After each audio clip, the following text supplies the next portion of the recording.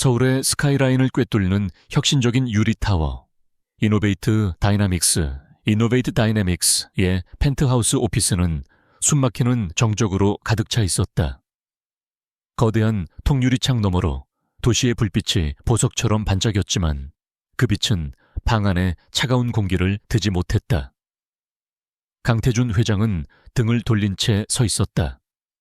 완벽하게 재단된 다크 그레이 슈트는 그의 넓은 어깨와 통제된 자세를 부각시켰지만 그의 내면을 감싸고 있는 압박감까지 감추지는 못했다.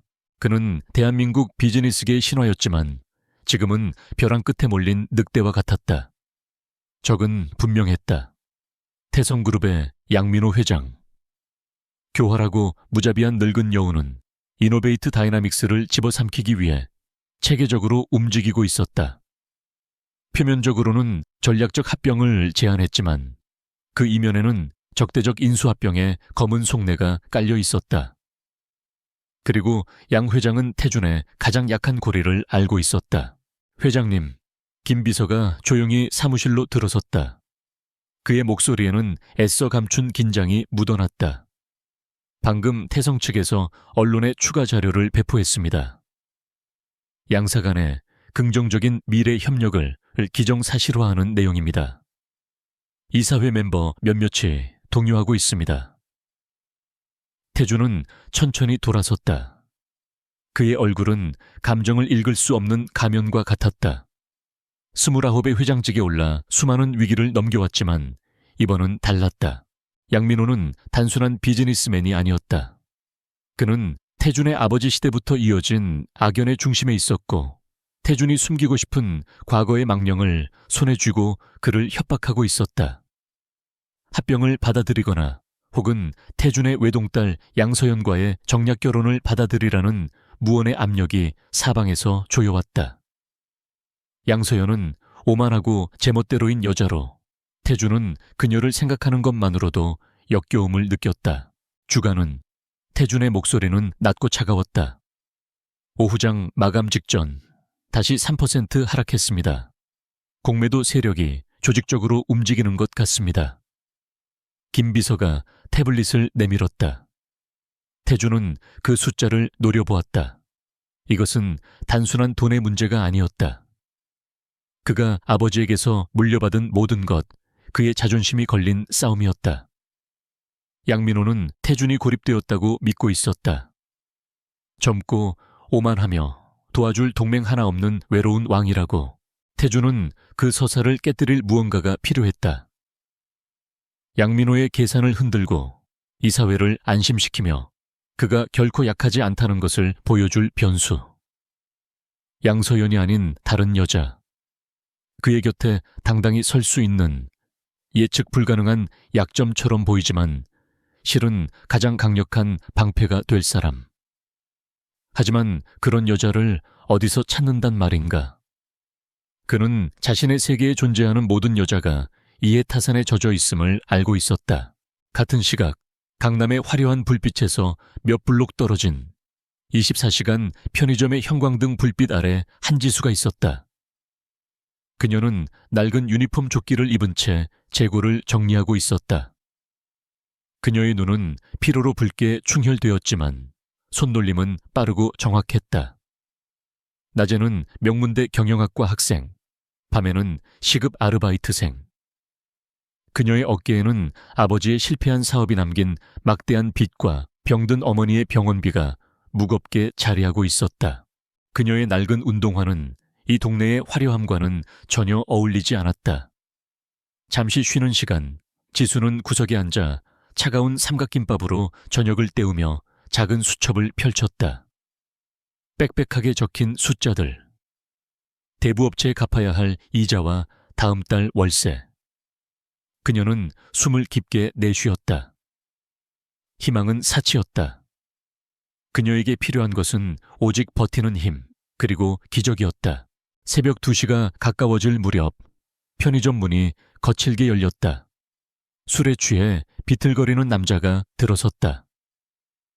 명품 시계와 값비싼 정장은 그의 신분을 짐작하게 했지만 그의 눈은 이성을 잃고 번들거렸다. 그는 곧장 계산대로 다가와 와인 진열대를 손으로 쳤다. 야, 여기 제일 비싼 와인 가져와. 그리고 너 나랑 술 한잔 하자. 그의 혀 꼬부라진 목소리가 조용한 편의점을 울렸다. 지수는 침착하게 자리에서 일어났다. 손님, 죄송하지만 매장 내에서는 음주가 불가능합니다. 그리고 근무 중에는 손님을 응대할 수 없습니다. 그녀의 목소리는 떨리지 않았다. 이런 부류의 인간들은 그녀의 일상에서 드물지 않은 위협이었다. 남자는 코웃음을 쳤다. 네가 뭔데 날 가르쳐. 내가 누군지 알아. 당장 사장 불러와. 그가 소리를 지르며 계산대 위에 물건들을 손으로 쓸어버렸다. 바로 그때였다. 강태주는 답답한 사무실 공기를 견디지 못하고 운전기사를 물린 채 정처 없이 걷고 있었다. 복잡한 머리를 식히기 위해 들어간 편의점의 어두운 구석에서 그는 이 모든 광경을 지켜보고 있었다. 그는 이런 하찮은 소동에 개입할 사람이 아니었다. 하지만 그의 시선은 그 여자 한지수에게 고정되었다. 그녀는 두려워하는 대신 남자의 움직임을 주시하고 있었다. 남자가 계산대 안으로 손을 뻗어 지수의 팔을 잡으려던 순간 지수는 몸을 뒤로 빼는 대신 앞으로 한 걸음 내디뎠다. 그녀는 남자의 손목을 피하는 동시에 계산대 아래에 있던 뜨거운 물이 담긴 포트를 쓰러뜨렸다. 물론 물은 남자에게 튀지 않았다. 그것은 바닥으로 쏟아졌고 동시에 그녀는 다른 손으로 진열대의 음료수 캔 하나를 정확히 남자의 발밑으로 굴렸다. 아! 남자는 뜨거운 물을 피하려다 굴러온 캔을 밟고 미끄러졌다. 균형을 잃고 뒤로 넘어지는 순간 지수는 이미 계산대 아래에 비상벨을 누른 뒤였다. 그녀는 남자를 내려다보며 차갑게 말했다. 업무방해 및 폭행 미수입니다. 경찰이 곧 올 겁니다. 그녀의 얼굴에는 공포가 아닌 문제를 해결한 자의 냉정한 평온함이 서려 있었다. 태주는 눈을 가늘게 떴다. 놀라운 광경이었다. 그녀는 힘으로 맞서지 않았다. 그녀는 상황을 이용했다. 주변의 모든 것을 무기로 삼았고 최소한의 움직임으로 위협을 무력화시켰다. 감정적이지 않고 전략적이었다. 저항이 아니라 방어이자 방역이었다. 그녀의 눈빛은 술 취한 진상 손님을 보는 것이 아니라 해결해야 할 문제를 분석하는 눈빛이었다. 보안 요원들이 1분도 차에 되지 않아 도착했고 남자는 욕설을 퍼부으며 끌려나갔다. 편의점은 다시 정적에 휩싸였다. 지수는 그제야 참았던 숨을 길게 내쉬었다. 아드레날린이 가라앉자 다리가 살짝 떨렸다. 그녀는 빗자루를 들고 엉망이 된 바닥을 묵묵히 치우기 시작했다. 그때 어둠 속에서 한 남자가 걸어 나왔다. 강태준이었다. 그는 바닥에 흩어진 동전 몇 개를 지폐와 함께 계산대에 올려놓았다. 지수는 고개를 들어 그를 바라보았다. 완벽한 슈트 차림, 차가운 눈빛, 그리고 주변 공기를 얼려버릴 듯한 압도적인 존재감. 그녀는 본능적으로 그가 평범한 사람이 아님을 직감했다. 괜찮습니까? 태준이 물었지만 그것은 안부를 묻는 질문이 아니라 상태를 파악하는 질문에 가까웠다. 지수는 허리를 폈다. 네, 괜찮습니다. 물건은 계산해 드릴까요? 그녀는 떨림을 숨기고 프로페셔널하게 응대했다. 태준은 그녀를 몇 초간 빤히 응시했다. 그녀의 눈은 피곤해 보였지만 부서지지 않은 강인함이 있었다. 아니, 그보다 더 큰 거래를 하고 싶은데. 그의 목소리는 낮고 단호했다. 지수는 빗자루를 쥔 손에 힘을 주었다. 무슨 말씀이신지 태주는 한 걸음 다가섰다. 당신 빚이 얼마요? 지수의 눈이 경계심으로 날카로워졌다. 그녀는 이런 식의 접근을 혐오했다. 그런 걸 왜 물으시죠? 스폰서 제의라면 사양하겠습니다. 그녀의 목소리에 가시가 돋쳤다. 태준의 입가에 차가운 미소가 스쳤다. 그는 이런 반응을 예상했다. 스폰서가 아니야. 채용 제안이지. 고위험, 고수익의 연기자 역할이요. 지수는 혼란스러웠다. 연기자라고요? 태준은 주머니에서 얇은 명함 케이스를 꺼냈다. 나에게 약혼녀가 필요하오. 진짜가 아니라 세상 사람들 눈을 속일 가짜. 내 옆에 서서 어떤 압력에도 부서지지 않고 버텨줄 사람. 그는 명함을 그녀 앞에 계산대에 밀어 넣었다. 검은색 카드에 금박으로 새겨진 회장 강태준이라는 글자와 이노베이트 다이나믹스 로고가 형광등 아래서 번뜩였다. 지수의 숨이 멎었다. 강태준, 이노베이트 다이나믹스. 그녀가 매일 신문 경제면에서 보던 이름이었다. 그리고 최근 그를 둘러싼 태성그룹과의 추문까지. 퍼즐 조각이 맞춰졌다. 당신 양민호 회장 때문에. 태준은 그녀가 단번에 핵심을 짚자 조금 놀랐지만 내색하지 않았다. 이해했으면 됐소. 당신이 아까 그 취객을 다루는 걸 봤소. 당신은 겁먹지 않았어. 계산했지. 그는 그녀에게 거부할 수 없는 제안을 던졌다. 당신의 모든 빚, 가족의 병원비, 그리고 당신이 평생 만져볼 수 없는 금액을 주겠소. 당신이 내 완벽한 약혼녀 역할을 수행하는 조건으로. 지수는 마른 침을 삼켰다. 이것은 기적이었지만 동시에 지옥으로 가는 초대장이기도 했다. 왜 하필 저죠? 당신 주변엔 내 주변 여자들은 양민호의 눈빛만 봐도 무너질 거요. 그들은 진짜가 아니니까. 하지만 당신은 진짜더군. 당신은 생존을 위해 싸우는 법을 알아. 난 지금 싸울 줄 아는 사람이 필요하오. 태준은 몸을 돌렸다. 내일 정오까지 연락 주시오. 그 카드는 당신만 쓸 수 있는 내 개인 직통 번호요.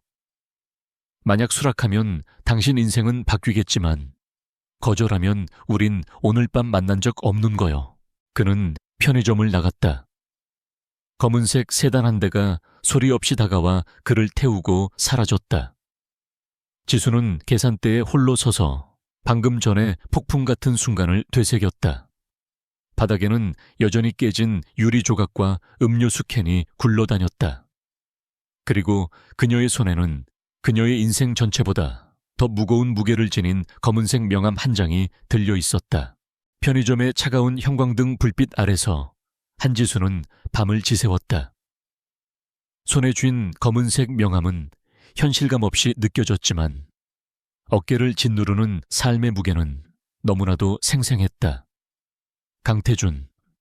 그녀는 그 이름을 신문에서 수없이 보았다. 대한민국 경제를 이끄는 가장 젊은 거물. 그리고 지금 거대한 스캔들의 중심에 선 남자. 그의 제안은 미친 짓이었다. 하지만 그녀의 통장 잔고와 병원비 청구서는 더 미친 현실을 보여주고 있었다. 새벽동이 트기 시작할 무렵 지수는 낡은 원룸으로 돌아왔다. 책상 위에 쌓인 독촉장들이 그녀를 맞이했다. 그녀는 더 이상 물러설 곳이 없었다. 위험한 줄 알지만 이것은 그녀가 잡을 수 있는 유일한 동아줄이었다. 그녀는 심호흡을 하고 그 번호로 전화를 걸었다. 신호음은 단 한 번 울렸다. 강태준입니다. 잠에서 깬 기색이 전혀 없는 얼음장처럼 차가운 목소리였다. 한지수입니다. 어젯밤 편의점에서 당신의 제안 받아들이겠습니다. 1시간도 채 지나지 않아 검은색 세단이 그녀의 원룸 앞에 섰다. 지수는 최소한의 짐만 챙겨 채 올랐다. 차는 서울의 복잡한 거리를 벗어나 강태준의 개인 소유인 철저히 보안된 펜트하우스의 지하 주차장으로 미끄러져 들어갔다. 그녀가 발을 디딘 곳은 화려한 궁전이 아니라 모든 것이 통제되고 관리되는 정교한 요새였다. 시간이 없어. 태준은 그녀를 개인 서재로 이끌었다. 그는 이미 완벽한 슈트 차림이었고 그의 책상 위에는 그녀를 위한 자료들이 산더미처럼 쌓여 있었다. 오늘부터 당신은 한지수가 아니오. 당신은 26세의 한지수, 파리에서 미술사학을 전공하고 최근 귀국한 갤러리스트여. 나와는 2년 전 파리에서 만났고 비밀리에 교제해왔지. 태주는 두꺼운 바인더를 그녀에게 밀었다. 여기엔 당신의 가짜 인생 전부가 들어있어. 학력, 친구관계, 자주 가는 레스토랑, 심지어 당신이 좋아하는 와인 종류까지. 오늘 밤까지 전부 외워야 하오. 그의 태도는 냉정했고 이것이 순수한 비즈니스 거래임을 분명히 했다. 그는 감정이 개입될 여지를 조금도 주지 않았다. 곧이어 전문가 팀이 투입되었다. 대한민국 최고의 스타일리스트가 그녀의 외모를 바꾸기 시작했다. 낡은 청바지와 운동화는 사라지고 그녀의 지적인 분위기를 살리면서도 부드러운 카리스마를 풍기는 맞춤 의상들이 그 자리를 채웠다. 헤어와 메이크업 아티스트는 그녀가 본래 가진 맑은 눈빛을 강조하면서도 상류층의 세련미를 더했다. 다음은 에티켓 코치였다. 식사 예절부터 걸음걸이, 시선 처리, 그리고 상류층 특유의 모호하고 절제된 화법까지. 지수는 마치 스펀지처럼 모든 것을 빨아들였다. 그녀는 주눅들지 않았다. 오히려 이 모든 것을 생존을 위한 기술로 받아들였다. 그녀의 놀라운 집중력과 빠른 습득력에 노련한 코치들조차 혀를 내둘렀다. 태주는 이 모든 과정을 지켜보았다. 그는 김비서에게 지수의 배경조사를 다시 지시했다. 그녀의 IQ와 학점을 다시 확인해. 단순한 아르바이트생이 아니야. 그는 김비서에게 낮게 말했다. 그녀는 위협을 즐거움으로 착각하는 부류가 아니라 위협을 분석하고 대응하는 부류다. 양민호가 좋아할 상대는 아니지. 지수는 정보 분석가와 마주 앉았다. 그는 이노베이트 다이나믹스의 주주 구성, 현재 진행 중인 프로젝트, 그리고 가장 중요한 적, 태성그룹과 양민호 회장에 대한 브리핑을 시작했다. 지수는 패션 잡지 대신 재무제표를 넘기며 날카로운 질문을 던졌다.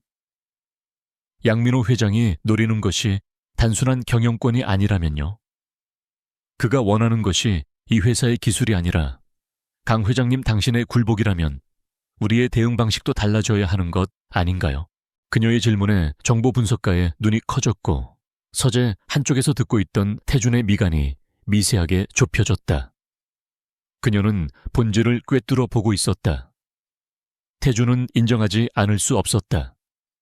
그가 편의점에서 본 것은 우연이 아니었다. 그녀는 그가 상상했던 것 이상의 잠재력을 가지고 있었다. 단 하루 만에 속성 교육이 끝났을 때 해가 지고 있었다. 태준이 그녀에게 다가왔다. 그는 완벽한 턱시도 차림이었다. 오늘 밤 청담재단 자선 갈라가 있어. 대한민국 정재계 인사들이 모두 모이는 자리지. 당연히 양민호 회장과 그의 딸 양서연도 올 거요. 그는 다이아몬드가 세팅된 목걸이를 들었다. 오늘이 당신의 데뷔 무대요. 무대 위에 늑대들 앞에서. 지수는 거울 앞에 섰다. 짙은 남색의 실크 드레스는 그녀의 단아한 목선을 드러냈고 태준이 직접 채워준 목걸이는 차가운 빛을 발했다. 거울 속의 여자는 낯설었지만 그녀의 눈빛만은 어젯밤 편의점에서의 그것과 같았다. 두려움이 아닌 상황을 받아들이고 맞설 준비가 된 눈빛. 갈라가 열리는 호텔 연회장은 그야말로 부하 권력의 집결지였다. 수백 개의 샹들리에가 빛을 발했고 클래식 음악이 공기를 채웠다. 태준이 지수의 허리에 가볍게 손을 얹고 입장하자 연회장 안의 모든 소음이 순간적으로 멎었다. 모든 시선이 그들에게로 향했다. 얼음의 왕자 강태준의 옆에 선 저 여자는 누구인가? 속삭임이 파도처럼 밀려왔다. 지수는 태준에게 배운 대로 정면을 응시하며 부드러운 미소를 지었다. 그녀는 사람들의 시선을 두려워하는 대신 그들의 호기심을 받아들였다. 저 멀리 태성그룹의 양민호 회장이 그들을 맹금류 같은 눈으로 지켜보고 있었다. 하지만 먼저 움직인 것은 그의 딸 양서연이었다. 양서연은 화려한 붉은색 드레스를 입고 샴페인 잔을 든 채 그들에게 다가왔다. 그녀의 아름다운 얼굴에는 노골적인 경멸감이 서려 있었다. 어머, 태준 오빠, 드디어 파트너를 데려오셨네. 그런데 처음 뵙는 얼굴이네요. 어느 댁 영계시죠? 그녀의 목소리는 꿀처럼 달콤했지만 그 안에는 상대를 아래로 내려다보는 특권 의식이 가득했다. 태준이 입을 열려던 순간 지수가 한 걸음 앞으로 나서며 가볍게 목례했다. 한지수라고 합니다. 최근까지 파리에 오래 머물러 있어서 서연 씨께서 절 모르시는 게 당연하죠. 그녀의 목소리는 차분하고 명료했다. 그녀는 양서연의 오만한 시선을 피하지 않고 정면으로 마주했다. 양서연은 지수의 당당한 태도에 잠시 당황했지만 이내 비웃음을 지었다. 파리요. 어머, 낭만적이네라. 저희 아버지는 요즘 시시한 예술품 대신 회사를 통째로 사들이는데 관심이 많으셔서요. 안 그런가요, 태준 오빠? 그녀는 태준을 향해 교태를 부리며 노골적으로 이노베이트 다이나믹스의 상황을 비꼬았다. 연 회장의 이목이 다시 집중되었다. 이것은 단순한 인사가 아니라 명백한 도발이었다. 태준의 얼굴이 차갑게 굳어졌다. 그 순간 지수가 작게 웃었다. 낭만적이죠. 하지만 전 예술이 시시하다고 생각하지 않아요, 서연 씨. 그녀가 샴페인 잔을 가볍게 들어 올렸다. 미술사학은 제게 중요한 걸 가르쳐 줬거든요. 진품과 아주 정교하게 만들어진 위조품을 구별하는 눈이죠. 지수의 시선이 양서연의 머리부터 발끝까지를 천천히 훑었다. 그 시선에는 어떤 모욕도 없었지만 양서연은 마치 벌거벗겨진 듯 탄 기분에 얼굴을 붉혔다. 지수는 완벽한 미소로 말을 이었다. 결국 본질은 속일 수 없으니까요. 그녀는 태준의 팔을 가볍게 잡았다. 준 씨, 아까 한 의원님께 인사드리기로 하지 않았나요? 서연 씨, 좋은 밤 되세요. 지수는 양서연에게 더 이상의 방역 기회를 주지 않고 태준을 이끌고 우아하게 자리를 떴다. 양서연은 분노로 떨리는 손을 감추지 못한 채 그들의 뒷모습을 노려보았다. 그들이 인파 속으로 섞여 들어갈 때 태준이 지수에게 낮게 속삭였다. 그의 목소리는 여전히 차가웠지만 그 안에는 미세한 변화가 감지되었다. 위조품이라 대본에 없던 대사인데 지수가 그를 올려다보며 작게 대답했다. 상황에 맞는 애드리브는 기본이죠, 회장님. 아니, 준 씨, 태준은 처음으로 이 위험한 계약의 상대방을 다시 보게 되었다. 그는 적들의 예상을 벗어날 변수를 원했다. 하지만 한지수는 단순한 변수가 아니었다. 그녀는 자신이 통제할 수 없을지도 모르는 날카롭게 벼려진 칼날이었다. 연 회장 저편에서 양민호 회장의 눈이 위험하게 번뜩였다. 게임의 판도가 바뀌기 시작했다. 태성그룹의 회장실은 무거운 침묵에 잠겨 있었다. 양민호 회장은 전날 밤 자선 갈래서 찍힌 사진들을 묵묵히 넘겨보고 있었다. 그의 굵은 손가락이 한지수의 웃는 얼굴에서 멈췄다. 강태준의 허리에 손을 얹고 수많은 카메라 앞에서도 조금도 위축되지 않았던 그 당돌한 여자. 양민호의 눈이 뱀처럼 가늘어졌다. 조비서. 그가 낮게 불렀다. 그림자처럼 서 있던 조비서가 한 걸음 다가왔다. 네, 회장님. 양민호는 태블릿 화면을 껐다. 한지수, 파리 유학파 갤러리스트라. 냄새가 나. 너무 완벽하게 등장했어. 그는 단순한 애송이의 반항이라고 생각했던 강태준의 움직임이 예상보다 날카롭다는 것을 직감했다. 그 계집의 뿌리까지 전부 캐내.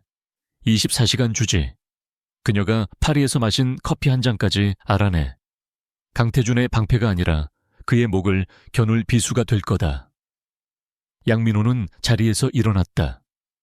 그리고 이노베이트 다이나믹스, 예정대로 2단계 압박을 시작해 내부에서부터 좀먹게 만들어 강태준이 저 계집에게 한눈을 파는 동안 우리는 그의 성을 무너뜨린다. 그날 아침 이노베이트 다이나믹스의 주가는 개장과 동시에 폭락하기 시작했다. 강태준 회장, 경영 위기 속 사생활 논란, 전문가들, 이노베이트의 불확실한 미래에 우려 같은 악의적인 기사들이 쏟아졌다. 사내 익명 게시판에는 회사의 재무 상태를 의심하는 유언비어가 퍼지기 시작했다. 양민호의 보이지 않는 손이 여론과 시장을 동시에 옥죄고 있었다. 강태준은 자신의 사무실에서 이 모든 상황을 차갑게 지켜보고 있었다. 예상했던 수순입니다. 김비서의 보고는 냉정했다. 하지만 여론이 생각보다 빠르게 악화되고 있습니다. 특히 회장님의 사생활에 대한 관심이 폭증하고 있습니다. 한지수 씨의 등장이 양 회장을 자극한 것 같습니다. 태준은 턱을 괴었다. 그렇다면 더 확실하게 보여줘야지. 우리가 흔들리지 않는다는 걸. 그는 인터컴을 눌렀다. 한지수 씨, 지금 내 사무실로. 잠시 후 지수가 들어왔다. 그녀는 어젯밤의 화려한 드레스 대신 단정하지만 세련된 비즈니스 캐주얼 차림이었다. 그녀의 얼굴에는 피곤한 기색이 역력했지만 자세는 꼿꼿했다. 상황은 들었소? 태준이 모니터를 가리켰다. 지수는 고개를 끄덕였다. 기사 봤어요. 우리가 예상했던 것보다 더 거친데요. 그녀의 목소리는 침착했다. 그래서 오늘부터 우리의 영위는 한 단계 더 올라가야 하오. 태준이 일어섰다. 오늘부터 당신은 내 차로 출근하고 나와 함께 퇴근하오. 점심도 저녁도 내 일정에 맞춰야 해. 잠깐만요. 지수가 그를 막아 세웠다. 그건 계약 조건에 없었어요. 제 신변 보호는 이건 신변 보호가 아니라 작전의 일부요. 태준이 그녀의 말을 잘랐다. 양민호는 당신이 내 약점이라고 생각해.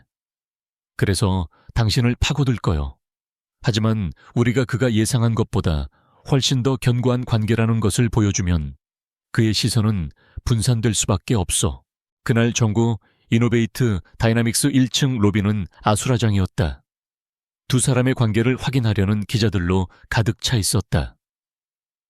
태준은 엘리베이터에서 내리자마자 망설임 없이 지수의 손을 잡았다.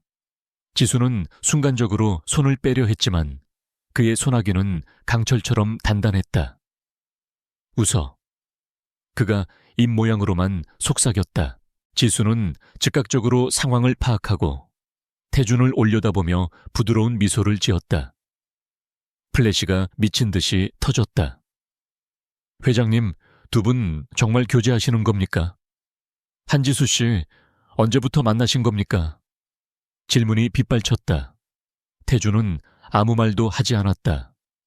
그는 지수의 어깨를 감싸 안고 그녀를 보호하던 로비를 가로질렀다. 그의 행동은 완벽한 연기였다. 하지만 그 연기를 하는 동안 태준은 예상치 못한 감각에 사로잡혔다. 그의 손에 잡힌 그녀의 손은 가늘었지만 그 안에는 강한 의지가 느껴졌다. 어깨를 감쌌을 때 느껴지는 그녀의 천, 그리고 혼란스러운 상황 속에서도 평정을 잃지 않는 그녀의 침착함. 그는 이것이 단순한 비즈니스 파트너에게서 느낄 수 있는 감각이 아님을 깨달았다. 지수 역시 마찬가지였다. 그녀는 자신을 감싼 태준의 팔에서 강력한 통제력을 느꼈다. 그것은 그녀를 숨막히게 하면서도 동시에 이 미친 듯한 상황 속에서 유일하게 기댈 수 있는 기둥처럼 느껴졌다. 그의 채취가 훅 끼쳐왔고 그녀는 이것이 모두 영이라는 것을 스스로에게 되새겨야만 했다. 그들의 강제된 데이트는 그날 저녁에도 이어졌다. 태준은 일부러 기자들의 눈에 잘 띄는 한강이 내려다 보이는 최고급 레스토랑을 통째로 빌렸다. 두 사람을 제외하고는 레스토랑 안에는 오직 직원들 뿐이었다. 하지만 창밖 저 멀리 다리 위에는 망원 렌즈를 든 파파라치들이 진을 치고 있음을 두 사람은 알고 있었다. 음식이 서빙되었지만 두 사람 다 포크를 들 생각이 없었다. 태주는 태블릿으로 끊임없이 보고서를 확인했고 지수는 그저 창밖의 야경을 바라보고 있었다. 완벽하게 연출된 연인 사이의 저녁 식사였지만 공기는 얼음장처럼 차가웠다. 힘들군. 지수가 먼저 침묵을 깼다. 그녀는 더 이상 이 숨막히는 연기를 견딜 수 없었다. 태주는 태블릿에서 눈을 떼고 그녀를 바라보았다. 뭐가 말이오? 이 모든 거요. 지수가 포크로 접시를 가볍게 두드렸다. 비싼 음식, 비싼 옷, 그리고 이 비싼 연기. 당신의 세상은 모든 것이 이런 식인가요? 모든 것이 거래고 모든 것이 계산되어 있죠.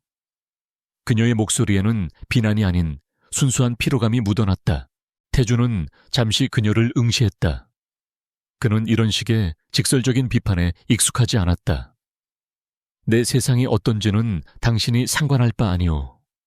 당신은 당신의 역할만 하면 돼. 그의 목소리는 다시 차가워졌다. 하지만 지수는 물러서지 않았다. 당신이 틀렸어요. 난 내 역할만 할 수 없어요. 양민호는 당신의 회사가 아니라 당신 자신을 공격하고 있어요. 그런데 당신은 여전히 이 모든 걸 비즈니스로만 대하죠. 무세운 말을 하고 싶은 거요. 당신은 왜 그렇게 필사적으로 싸우는 거죠? 지수가 물었다.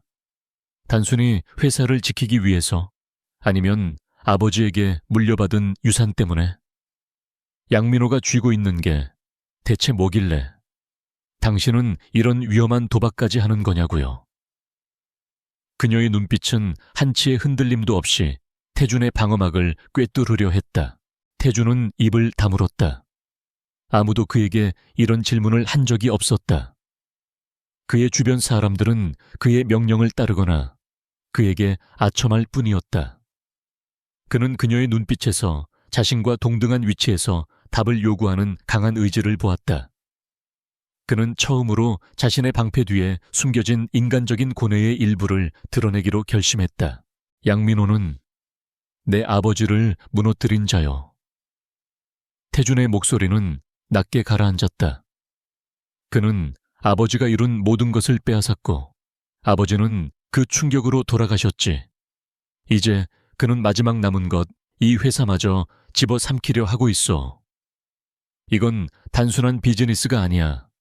내 모든 것이 걸린 전쟁이요. 그는 그날 밤 처음으로 자신의 속내를 털어놓았다.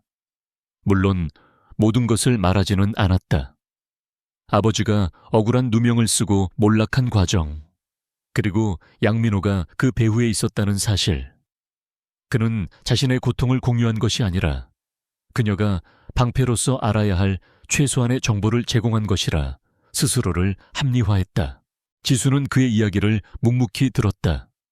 그녀는 위로의 말을 건네지 않았다.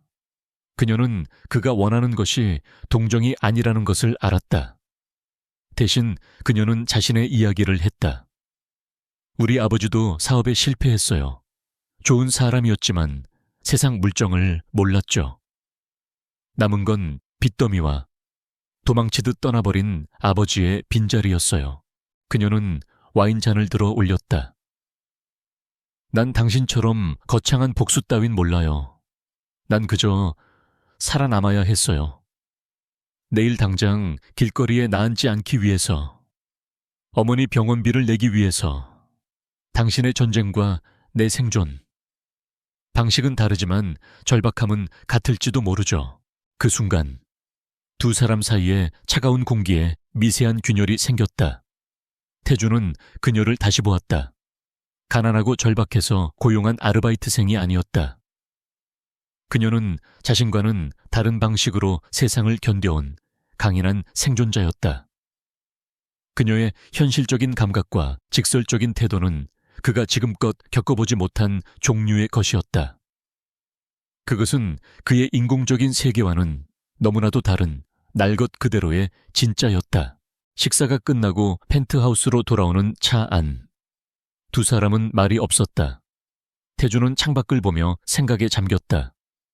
그는 방패를 고용했다.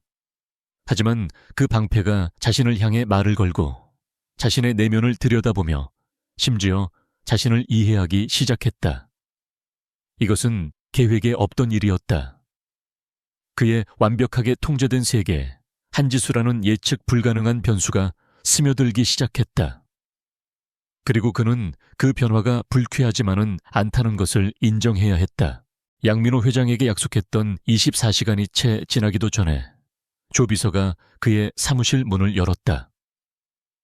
그의 표정은 굳어 있었지만 손에 든 태블릿에는 승리의 전리품이 담겨 있었다. 알아냈습니다, 회장님. 조 비서가 태블릿을 책상 위에 밀었다.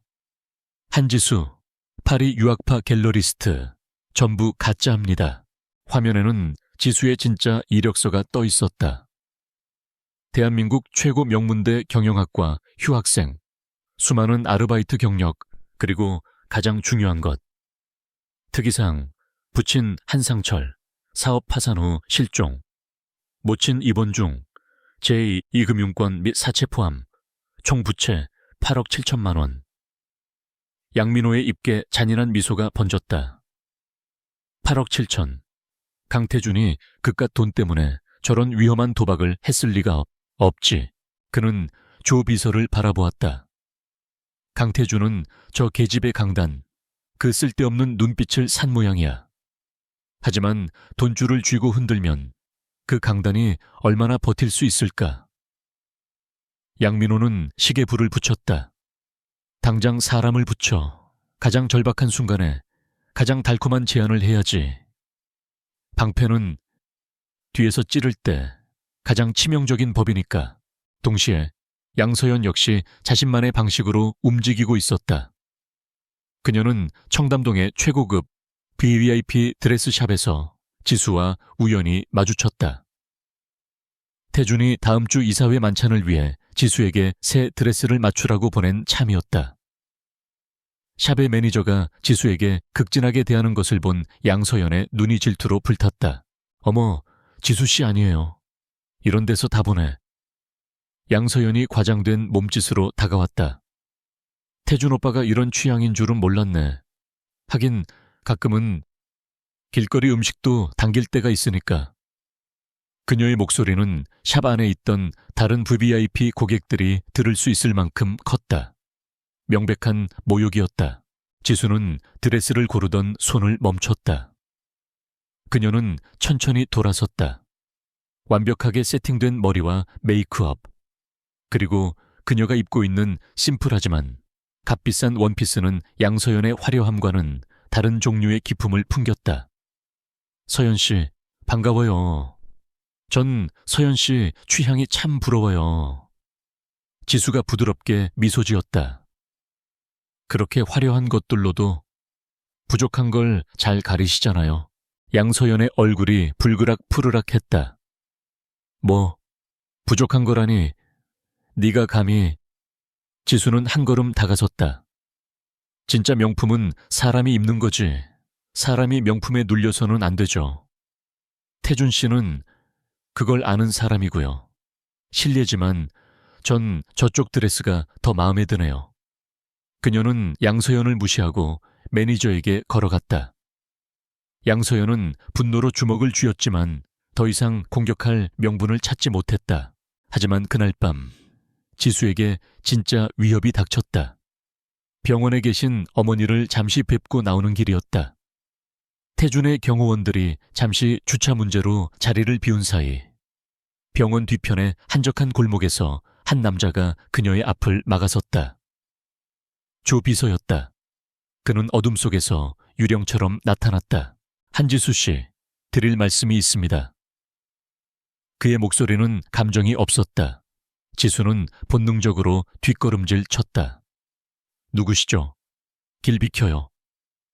조 비서는 손을 들어 그녀를 안심시키는 듯한 제스처를 취했다. 양민호 회장님의 심부름입니다. 오해 마시죠. 우린 당신의 적이 아닙니다. 오히려 당신의 유일한 구원자일 수도 있죠. 그가 서류 가방을 열었다. 그 안에는 5만 원권 지폐가 가득했다. 우선 급한 불은 끄셔야죠. 당신 어머니 병원비, 그리고 사채 이자. 당장 해결해 드립니다. 지수의 눈이 현금 다발에 고정되었다. 저 돈이면 어머니가 당장 퇴원하지 않아도 된다. 동생의 학비도 해결할 수 있다. 그녀의 호흡이 가빠졌다. 조 비서는 그녀의 흔들림을 놓치지 않았다. 강태준 회장은 당신을 이용하고 있을 뿐입니다. 이 싸움이 끝나면 당신은 헌신짝처럼 버려지겠죠. 하지만 양 회장님은 다릅니다. 당신의 가치를 아시죠? 그가 명함 한 장을 내밀었다. 당신의 남은 빚 전액 탕감, 그리고 당신이 원하는 강남의 아파트 한 채, 이 모든 것을 드립니다. 지수는 마른 침을 삼켰다. 조건이 뭐죠? 그녀의 목소리가 미세하게 떨렸다. 조 비서는 만족스러운 미소를 지었다. 현명하시군요. 대단한 게 아닙니다.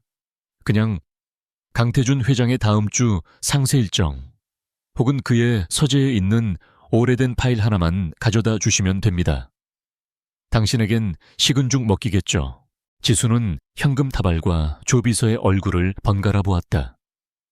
그녀의 머릿속에서 어머니의 고통스러운 얼굴과 아버지의 도망치던 뒷모습이 스쳐 지나갔다. 이 지옥 같은 삶을 끝낼 기회였다. 하지만 동시에 자신을 방패로 선택한 강태준의 차가운 눈빛과 내 모든 것이 걸린 전쟁이라던 그의 고통스러운 목소리가 떠올랐다. 그녀는 양민호와 조 비서가 자신을 어떻게 보는지 정확히 알았다. 돈 몇 푼의 양심을 팔아넘길 가난하고 절박한 계집. 그들이 자신을 얕보고 있다는 사실이 그녀의 절박함보다 더 큰 분노를 불러일으켰다. 지수는 천천히 고개를 들었다. 그녀의 눈은 더 이상 흔들리지 않았다. 당신들의 가장 큰 실수가 뭔지 알아요? 그녀의 목소리는 얼음처럼 차가워졌다. 날 얕잡아 본 거. 당신들이 보기에 난 돈에 환장한 년이겠지만 난 적어도 날 경멸하는 인간들과는 거래 안 해요. 그리고 난 강태준보다 당신들이 더 역겨워. 조 비서의 얼굴이 순간적으로 굳었다. 그는 이런 반응을 예상하지 못했다. 어리석군. 기회를 걷어차다니. 넌 네가 지금 누굴 상대하는지 몰라. 강태준의 애비처럼 비참하게 무너지고 싶나? 분노한 조 비서가 실언을 뱉었다. 양 회장님은 모든 걸 통제하고 계셔. 10년 전 인천 창고에 묻힌 비밀까지도. 그때 박 기사 놈도 까불다가 어떻게 됐는지. 그 순간 지수의 뇌리에 두 단어가 날카롭게 박혔다. 인천 창고, 그리고 박 기사. 태준이 아버지 사건을 브리핑할 때 스쳐 지나가듯은 언급했던, 하지만 증거 불충분으로 묻혀버렸던 장소와 사라진 증인의 이름이었다. 조 비서는 자신이 너무 많은 것을 말했다는 것을 깨닫고 입을 다물었다. 지수는 일부러 더 도발적으로 웃었다. 그게 당신들의 마지막 카드인가요? 협박. 미안하지만 난 이미 잃을 게 없는 사람이라서요. 그 돈 도로 가져가서 당신들 회장님 장례비에나 보태 쓰시죠. 그녀는 조 비서를 밀치고 경호원들이 기다리는 차를 향해 걸어갔다. 어둠 속에 남겨진 조 비서의 얼굴이 분노로 일그러졌다. 한편 차에 올라탄 지수는 떨리는 손을 감추고 있었다. 심장이 미친 듯이 뛰었다. 그녀는 방금 목숨을 건 도박을 했지만 동시에 적의 심장부에서 가장 중요한 단서를 훔쳐냈다. 인천 창고, 박 기사. 그녀는 이 두 단어가 강태준의 방역에 결정적인 열쇠가 될 것임을 직감했다. 펜트하우스의 서재는 전쟁지휘본부처럼 긴장감이 감돌았다. 강태준은 밤새 쏟아지는 부정적인 재무 보고서와 주가 방어 전략에 갇혀 있었다. 그의 신경은 활시위처럼 팽팽하게 당겨져 있었다. 한지수가 병원에서 돌아왔을 때 그녀의 얼굴은 창백했지만 눈빛은 이상하리만치 형형했다. 그녀는 경호원들에게 잠시 떨어져 있으라고 손짓한 뒤 서재 문을 노크 없이 열었다. 태주는 모니터에서 눈을 떼지 않은 채 퉁명스럽게 말했다. 무슨 일이요? 그들이 접촉해 왔어요. 지수의 말에 태준의 손가락이 키보드 위에서 멎었다. 그가 천천히 의자를 돌렸다. 지수는 조 비서와의 만남을 처음부터 끝까지 숨소리 하나 빼놓지 않고 보고했다. 현금 다발, 아파트, 그리고 그들이 요구한 배신의 대가까지. 태준의 얼굴은 감정을 읽을 수 없는 가면 같았다. 그래서 당신의 대답은? 그의 목소리는 그녀를 시험하는 듯 차가웠다. 그 돈으로 양 회장 장례식이나 치르라고 했어요. 지수가 침착하게 대답했다. 태준의 눈썹이 미세하게 올라갔다. 그는 그녀가 거절하리라 예상했지만 이런 식의 도발적인 대응까지는 예상하지 못했다. 잘했어. 그가 다시 모니터로 고개를 돌리려 했다. 그게 당신의 방패 역할이니까. 이제 가서 쉬. 그게 다가 아니에요. 지수가 그의 말을 잘랐다. 그가 화가 나서 실언을 했어요. 그는 양민호가 모든 것을 통제하고 있다고, 심지어 인천 창고에 묻힌 비밀까지도 안다고 했어요. 그리고 박 기사라는 사람을 언급했어요. 그 사람도 까불다가 비참하게 끝났다고요. 태주는 그 자리에 얼어붙었다. 인천 창고, 그리고 박 기사. 그 두 단어는 지난 10년간 그의 귓가를 떠나지 않던 망령이었다. 그는 즉시 김 비서와 보안팀장을 서재로 호출했다. 몇 분 후 긴급 회의가 소집되었다. 보안팀장이 먼저 입을 열었다. 회장님, 인천 창고는 저희가 10년 전부터 뒤졌던 곳입니다. 아무것도 나오지 않았습니다. 태성그룹 소유의 버려진 물류 창고일 뿐 그 이상도 이하도 아니었습니다. 김 비서도 고개를 저었다. 박 기사, 박철민 말씀이시군요. 선대 회장님의 마지막 운전기사. 그는 재판 직전 증발했습니다. 경찰은 그가 도박빚 때문에 잠적한 것으로 결론 내렸습니다. 조 비서가 흘린 건 이미 식어버린 떡밥일 뿐입니다. 한지수 씨를 혼란스럽게 하려는 의도겠죠. 그들의 반응은 지극히 합리적이고 전문적이었다. 그들은 사실에 기반해 판단했다. 지수는 잠자코 그들의 보고를 듣고 있었다. 태준이 그녀를 바라보았다. 당신 생각은 어떻소? 그의 질문에 김 비서와 보안팀장의 시선이 그녀에게 향했다. 그녀는 이 방에서 유일한 비전문가, 고용된 가짜 약혼녀일 뿐이었다. 하지만 지수는 그들의 시선을 피하지 않았다. 아니요. 그녀의 목소리는 낮았지만 단호했다. 두 분은 데이터를 보고 계시지만 전 방금 그 인간을 보고 왔어요. 조 비서는 절 혼란스럽게 하려던 게 아니었어요. 그는 자만심에 빠져 있었죠. 제가 돈에 넘어올 거라 확신했고, 제가 거절하자 이성을 잃고 자신이 쥔 패를 자랑한 거예요. 그녀는 태준에게 한 걸음 다가갔다. 그는 인천 창고에 묻힌 비밀이라고 했어요. 그건 단순한 물류 창고가 아니라는 뜻이죠. 그리고 박 기사가 까불다가 그렇게 됐다고 했어요. 잠적이 아니라 제거되었다는 뜻이에요. 조 비서는 양민호가 10년 전 그 사건의 단순한 수혜자가 아니라 모든 것을 설계한 주범이라는 걸 제게 확인시켜 준 거예요. 서재 안에 침묵이 흘렀다. 김 비서와 보안팀장은 반박할 말을 찾지 못했다. 그들은 수년간 데이터를 분석했지만 지수는 단 몇 분 만에 적의 심리를 꿰뚫어 본 것이었다. 태주는 눈을 감았다. 그의 전문가 팀이 놓친 것, 그것은 바로 직관과 맥락이었다. 모두 나가시오. 태준이 낮게 명령했다. 김 비서만 남고 보안팀장이 망설이다가 서재를 나갔다. 태준은 자리에서 일어나 서재 깊숙한 곳에 숨겨진 금고를 열었다. 그가 꺼낸 것은 최신 보고서가 아닌 먼지 쌓인 낡은 파일이었다. 선대 회장의 유품이었다. 그는 지수 앞의 테이블에 파일을 펼쳤다. 당신 말이 맞소. 그의 목소리에는 억눌린 분노가 서려 있었다. 이제 당신이 알아야 할 내 진짜 문제를 말해주지. 태주는 처음으로 모든 것을 털어놓았다. 그의 아버지는 단순한 경영 실패로 무너진 것이 아니었다.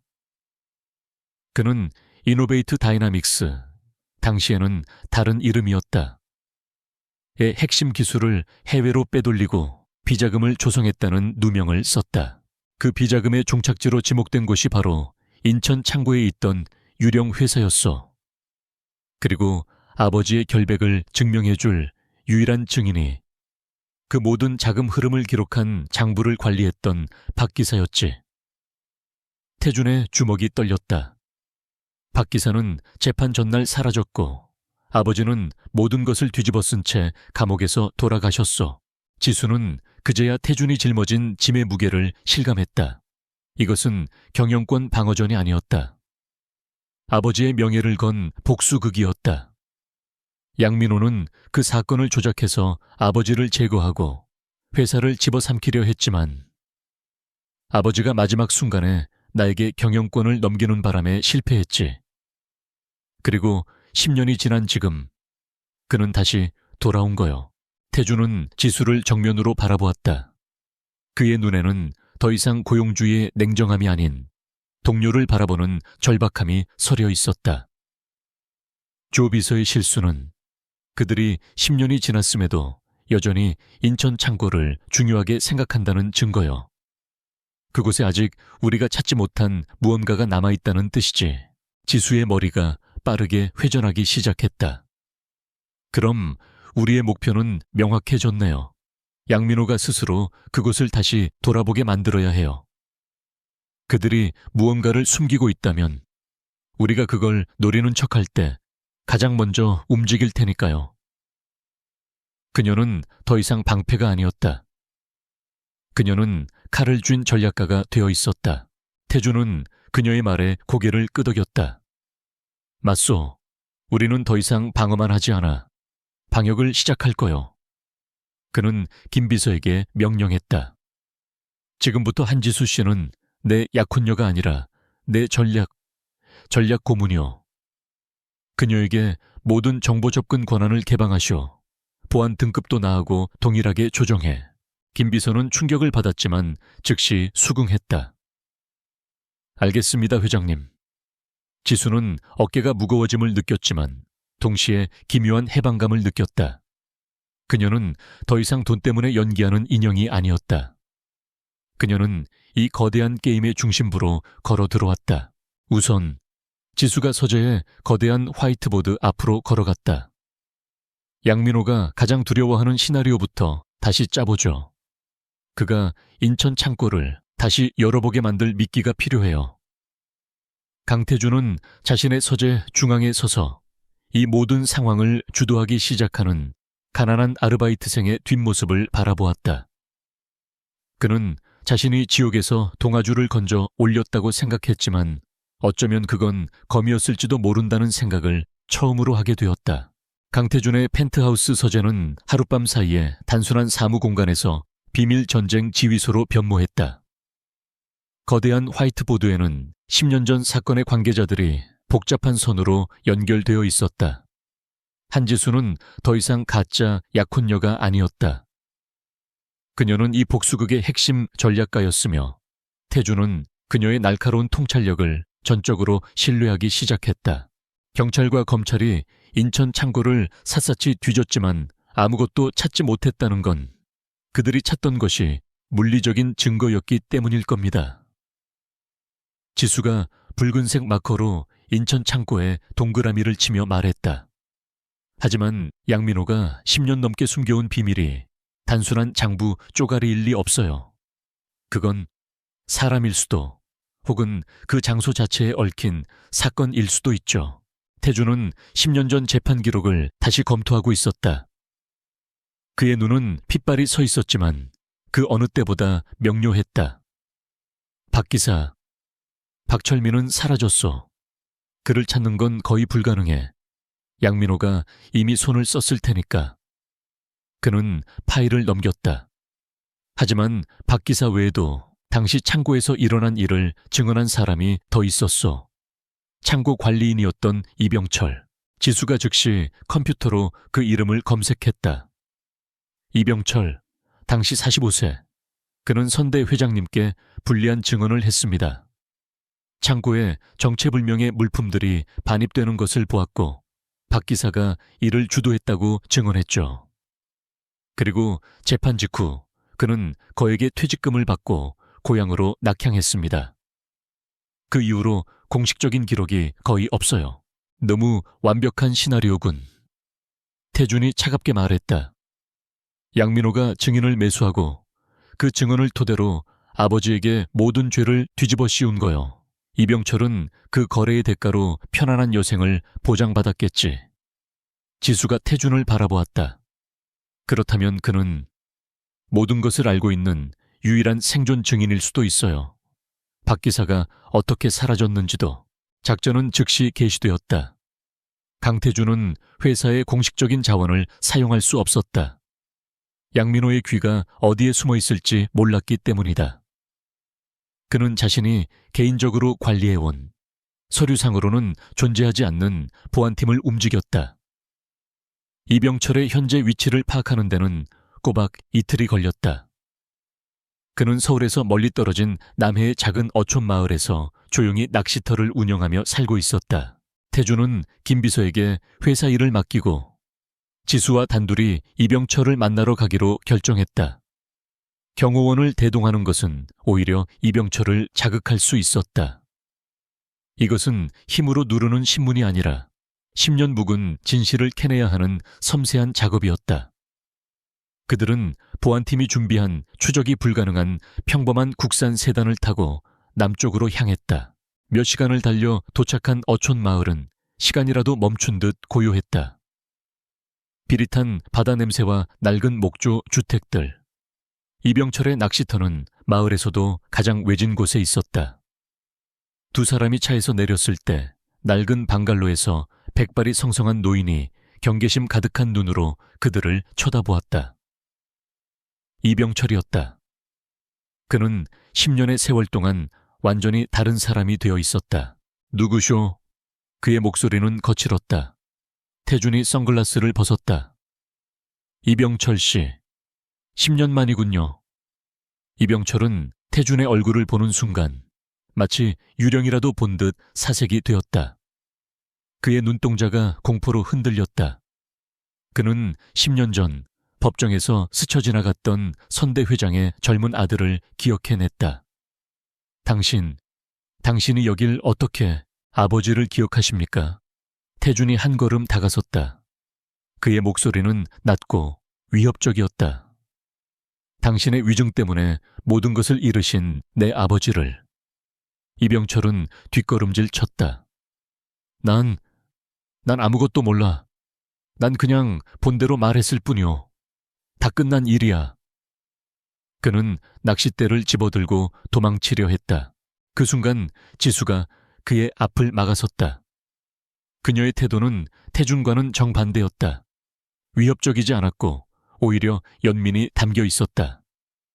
이병철 씨, 저희는 당신을 해치러 온 게 아니에요. 당신도 지난 10년간 편하게 주무시지 못했잖아요. 지수의 차분한 목소리가 이병철의 공포를 파고들었다. 양민호 회장, 그 사람이 지금 강태준 회장님을 공격하고 있어요. 10년 전에 당신의 주인이었던 그 사람이 이제 모든 것을 빼앗으려 하고 있다고요. 당신은 그저 이용당했을 뿐이에요. 하지만 이번에도 침묵하시면 당신은 평생 양민호의 노예로 살아야 해요. 진실을 말할 수 있는 마지막 기회예요. 지수가 그의 떨리는 손을 바라보았다. 이병철의 눈에서 눈물이 터져 나왔다. 그는 그 자리에 주저앉았다. 10년간 그를 짓눌러왔던 죄책감과 공포가 한꺼번에 폭발했다. 그놈들은 악마요. 그는 흐느끼며 10년 전 그날의 진실을 털어놓기 시작했다. 양민호의 수하들이 그를 협박했고 그의 어린 딸을 미끼로 그를 위증하게 만들었다. 인천 창고. 그곳은 처음부터 함정이었어. 이병철이 떨리는 목소리로 말했다. 양민호가 직접 사람들을 시켜 가짜 비자금 서류와 밀수품을 창고 깊숙한 곳 비밀 컨테이너에 숨겼소. 그리고 박 기사, 박철민 그 친구가 그 장부를 발견했지. 이병철의 얼굴이 고통으로 일그러졌다. 박 기사는 그걸 가지고 선대 회장님께 가려 했어. 하지만 내가 양민호의 수하들에게 그 사실을 알렸어. 내 딸을 살리려면 어쩔 수 없었어. 그는 지수의 바짓가랑이를 붙잡았다. 나는 봤어. 그들이 박 기사를 창고 뒤편으로 끌고 가는 것을. 그 뒤로 박 기사를 본 사람은 아무도 없어. 그는 잠적한 게 아니야. 살해당한 거요. 강태준의 주먹이 피가 나도록 세게 쥐어졌다. 이것은 단순한 경영비리가 아니었다. 살인교사였다. 양민호는 그의 아버지를 모함했을 뿐만 아니라 무고한 사람의 목숨까지 빼앗았다. 전쟁의 판도가 바뀌었다. 이것은 더 이상 경영권 방어나 명예회복의 문제가 아니었다. 괴물을 사냥하는 일이었다. 지수는 이병철에게서 녹취를 확보했다. 10년 묵은 진실의 첫 번째 조각이었다. 그들은 무거운 마음으로 채 올랐다. 서울로 돌아가는 길, 차 안의 공기는 납처럼 무거웠다. 지수는 창밖을 보며 침묵했고 태주는 운전대를 쥔 손등에 힘줄이 솟아오른 채 분노를 사귀고 있었다. 밤이 깊어지고 차가 한적한 고속도로에 접어들었을 때였다. 태준이 백미러를 확인했다. 검은색 세단 한 대가 몇 킬로미터 뒤에서부터 일정한 거리를 유지하며 그들을 따라오고 있었다. 이상하군. 태준이 낮게 말했다. 우리가 떠난 직후부터 붙었어. 이병철은 양민호가 심어둔 감시 대상이었던 거다. 지수가 긴장하며 뒤를 돌아보았다. 그럼 우리가 이병철을 만난 걸 양민호도 안다는 건가요? 아는 정도가 아니지. 태준이 엑셀을 밟았다. 우리가 무엇을 들었는지 확인하고 필요하다면 증거를 인멸하러 온 거다. 그 말이 끝나기 무섭게 뒤따르던 검은색 세단이 헤드라이트를 번쩍이며 무서운 속도로 돌진해 왔다. 개개 왁 잡아. 태준이 소리치며 핸들을 꺾었다. 쾅 하는 굉음과 함께 세단이 그들의 차 뒷부분을 강하게 들이받았다. 차체가 격렬하게 흔들렸고 지수는 비명을 질렀다. 이것은 단순한 추격이 아니었다. 명백한 살인 의도가 담긴 공격이었다. 검은색 세단이 다시 속도를 높여 옆으로 따라붙으며 그들을 갓길박 절벽으로 밀어내려 했다. 태준의 눈이 얼음처럼 차가워졌다. 그는 더 이상 냉철한 CEO가 아니었다. 그는 자신의 영역을 침범당하고 자신의 것을 지키려는 야수였다. 그들은 우리가 겁먹고 도망칠 거라 생각하겠지. 태준은 갑자기 브레이크를 세게 밟았다. 뒤따르던 세단이 미처 피하지 못하고 앞으로 튀어나갔다. 그 순간 태준은 핸들을 반대로 꺾으며 180도 스핀턴을 감행했다. 타이어가 찢어지는 듯한 마찰음이 고속도로를 울렸다. 이제 그들이 추격자가 되었다. 추격자는 당황했다. 태준은 전조등을 끄고 어둠 속에서 그들의 뒤를 쫓았다. 그리고는 앞서가는 세단의 뒷바퀴 쪽을 향해 정확하게 차를 들이받았다. 피트 기동, PT 마누버이다. 태준이 외쳤다. 검은색 세단은 균형을 잃고 고속도로 위에서 격렬하게 회전하며 중앙 분리대를 들이받고 멈춰섰다. 태준은 멈추지 않고 어둠 속으로 질주했다. 몇 분 후 그들은 완전히 따돌리고 안전한 갓길에 차를 세웠다. 엔진 소리가 멎자 차 안에는 두 사람의 거친 숨소리만이 가득 에스태준은 핸들에 이마를 기댄 채 가쁜 숨을 몰아쉬었다. 그의 온몸이 미세하게 떨리고 있었다. 그는 천천히 고개를 들어 옆자리의 지수를 바라보았다. 그녀는 안전벨트를 쥔 채 창백해진 얼굴로 그를 쳐다보고 있었다. 괜찮소? 태준의 목소리는 방금 전에 냉혹함은 사라지고 그가 한 번도 드러낸 적 없는 거친 두려움으로 잠겨 있었다. 그는 그녀를 잃을 뻔했다는 사실에 전율하고 있었다. 그는 손을 뻗어 그녀의 뺨에 묻은 사고 충격으로 깨진 사이드 미러의 유리 파편을 털어내려 했다. 하지만 그의 손은 그녀에게 닿기 직전에 멈칫했다. 지수는 그의 흔들리는 눈동자를 보았다. 그곳에는 얼음 가면 뒤에 숨겨져 있던 분노와 그리고 그녀를 향한 절박한 염려가 있었다. 그 순간 두 사람을 묶고 있던 차가운 계약의 벽이 산산조각 났다. 고속도로의 아찔한 추격전이 끝나고 펜트하우스로 돌아왔을 때 동이 트기 시작했다. 두 사람 사이에는 그동안 존재했던 어떤 침묵과도 다른 묵직한 정적이 흘렀다. 그것은 고용주와 피고용인 사이의 어색함이 아니라 생사의 기로를 함께 건너온 이들 특유의 긴장된 유대감이었다. 강태준은 말없이 구급 상자를 가져왔다. 지수는 소파에 멍하니 앉아 있었다. 그녀의 손등에는 깨진 유리 파편에 긁힌 작은 상처가 나 있었다. 태준은 그녀 앞에 무릎을 꿇고 앉았다. 그는 소독솜으로 조심스럽게 상처를 닦아냈다. 그의 손길은 놀라울 정도로 부드러웠고 그 집중하는 눈빛은 차가운 CEO의 것이 아니었다. 지수는 그의 손길에 미세하게 몸을 떨었다. 이제 이건 단순한 계약이 아니에요. 지수가 겨우 목소리를 냈다. 그가 우릴 죽이려 했어요. 태준은 그녀의 상처에 밴드를 붙이며 고개를 들었다. 그의 눈은 분노로 이글거렸다. 그래, 양민호는 선을 넘었어. 그는 이제 자신의 제국을 지키는 게 아니라 자신의 과거를 묻으려고 발악하는 거요. 그는 자리에서 일어섰다. 아드레날린이 가라앉자 차가운 결단력이 그 자리를 대신했다. 이병철의 증언은 10년 전의 범죄를 입증할 뿐 지금의 양민호를 끌어내리기엔 부족해. 그는 언론과 법조계에 거미줄을 쳐놨으니 지수도 일어섰다. 그녀의 눈에도 두려움 대신 결의가 서려 있었다. 그럼 10년 전의 범죄와 지금의 탐욕을 하나로 묶어야 해요. 태준은 그녀의 통찰력에 놀랐다. 어떻게? 양민호가 가장 집착하는 것, 10년 전의 승리, 그리고 지금 당신의 회사. 그 두 가지를 모두 가질 수 있는 미끼를 던지는 거예요. 지수는 서재의 화이트보드로 걸어갔다. 그녀는 인천 창고와 양서연이라는 두 단어를 크게 썼다. 양민호의 가장 큰 약점은 그의 오만함이 아니에요. 그의 딸, 양서연이에요. 지수가 태준을 돌아보았다.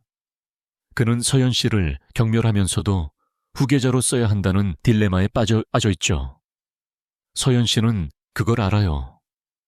그래서 아버지에게 인정받기 위해, 특히 나를 이기기 위해 무슨 짓이든 할 거예요. 태준은 그녀의 전략을 즉각 이해했다. 당신이 서연 씨에게 미끼를 흘린다? 그냥 미끼가 아니에요. 그녀가 스스로 발견했다고 믿게 만들어야죠. 지수는 계획을 설명하기 시작했다. 태준의 회사 이노베이트 다이나믹스 산하에는 이노베이트 로지스틱스라는 골칫덩거리 자회사가 있었다. 적자투성이인데다 바로 그 인천 창고에 소유권을 가진 곳이었다. 당신은 이 자회사를 긴급 매각할 거예요. 지수가 말했다. 표면적인 이유는 고속도로 사고로 인한 충격, 그리고 양민호의 압박으로 인한 자금난. 당신이 감정적으로 무너져서 아버지의 마지막 유산, 인천 창고마저 헐값에 처분하려 한다는 소문을 퍼뜨리는 거죠. 태준의 입가에 차가운 미소가 걸렸다. 양민호는 내가 감상에 빠져 회사를 망치고 있다고 믿고 싶어 하니까 정확해요. 그리고 양서연은 이 정보를 우연히 엿듣게 될 거예요. 지수의 눈이 빛났다. 그녀는 이걸 자기가 캐낸 특종이라고 생각하겠죠.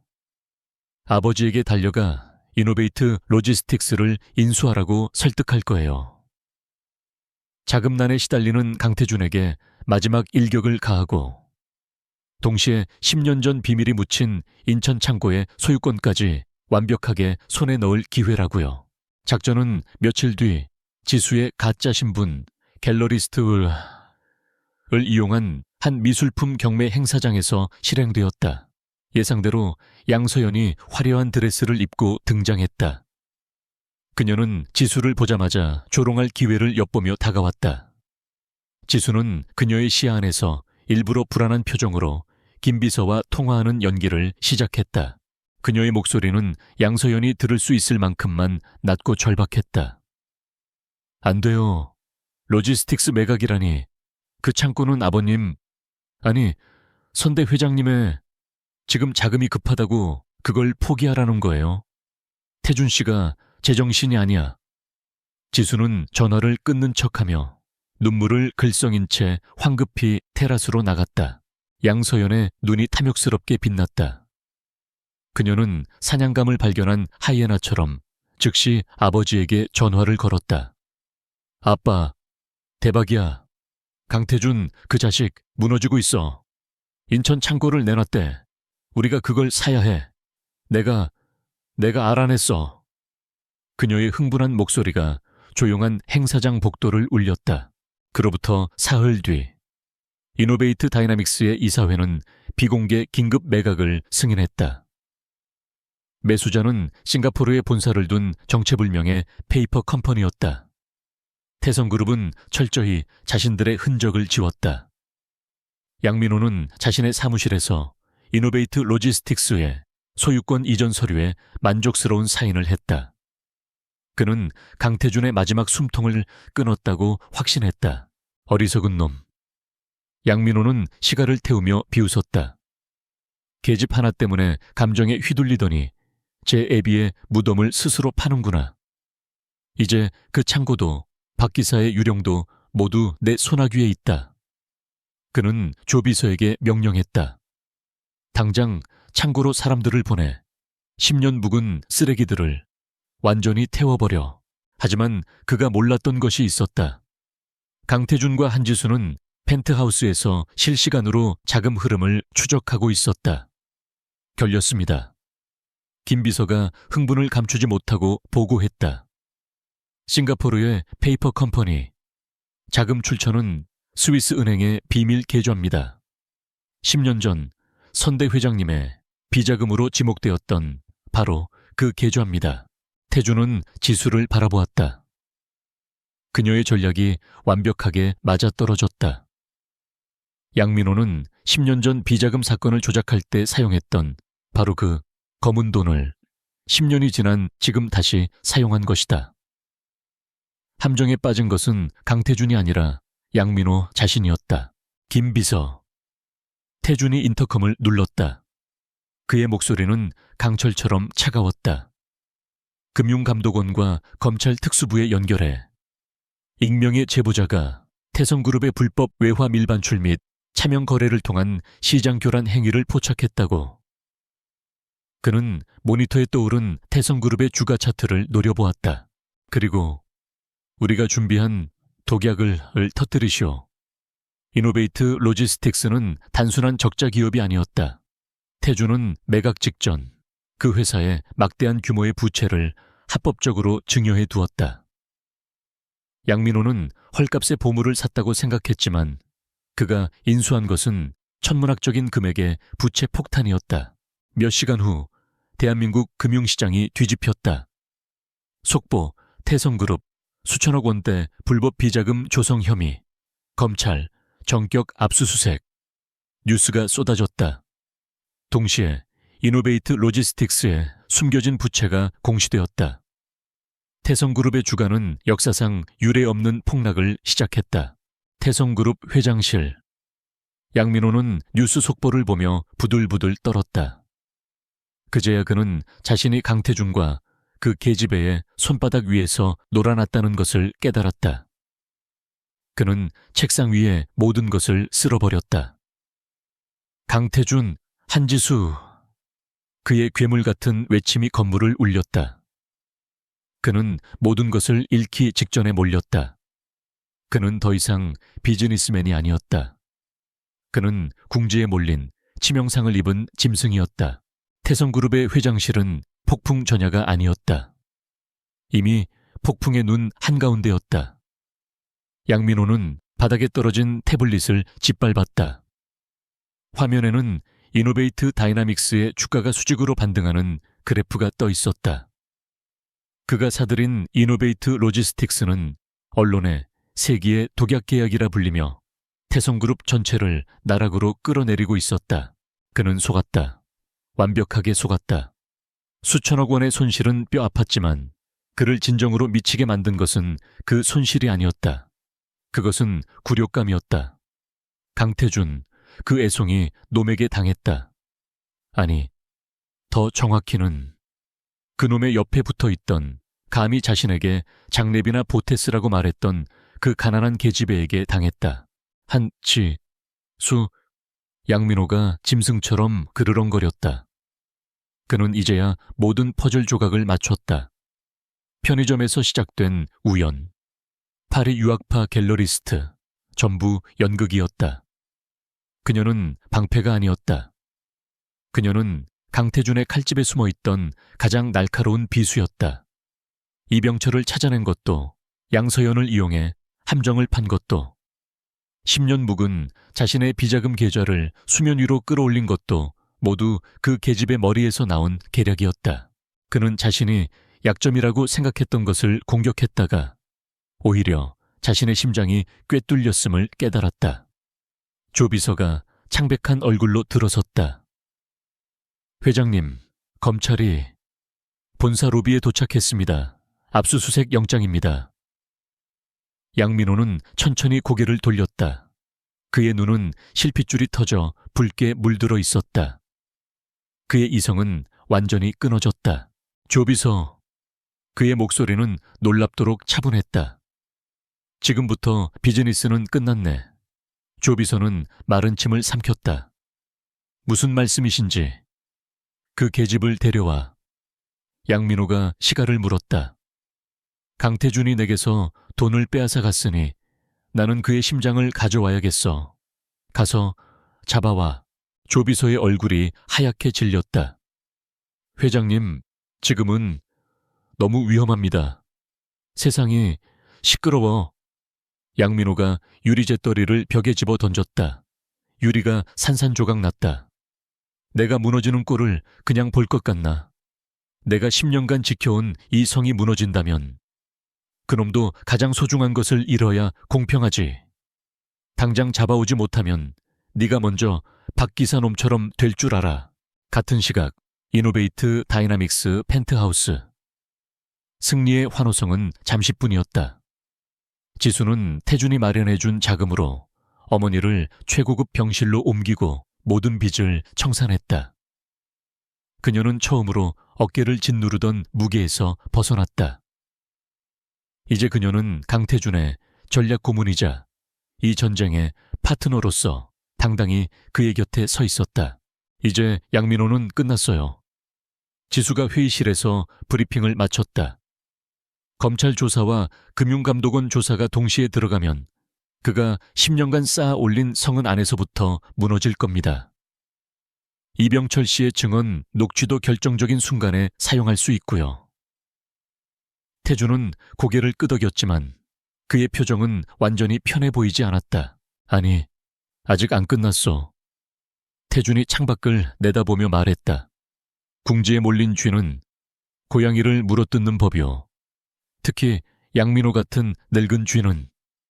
그는 김 비서에게 지시했다. 한지수 씨의 보안 등급을 최고로 올리고 24시간 밀착 경호를 붙이시오. 한 발짝도 혼자 움직이지 못하게 해. 하지만 지수는 고개를 저었다. 아니요, 오늘 하루만 혼자 있게 해주세요. 태준이 의아한 듯 돌아보았다. 어머니를 뵈러 가야 해요. 이제 모든 게 끝났다고. 걱정 마시라고 말씀드리고 싶어요. 경호원들이 병실 앞까지 따라오는 건 어머니가 불안해하실 거예요. 태준은 그녀의 간절한 눈빛을 보았다. 그녀는 그동안 자신의 삶을 모두 포기한 채 이 전쟁에 뛰어들었다. 그는 거절할 수 없었다. 좋소. 하지만 내 최고팀을 붙이겠소. 그들이 병원 복도 전체를 통제할 거요. 절대 그들의 시야에서 벗어나지 마시오.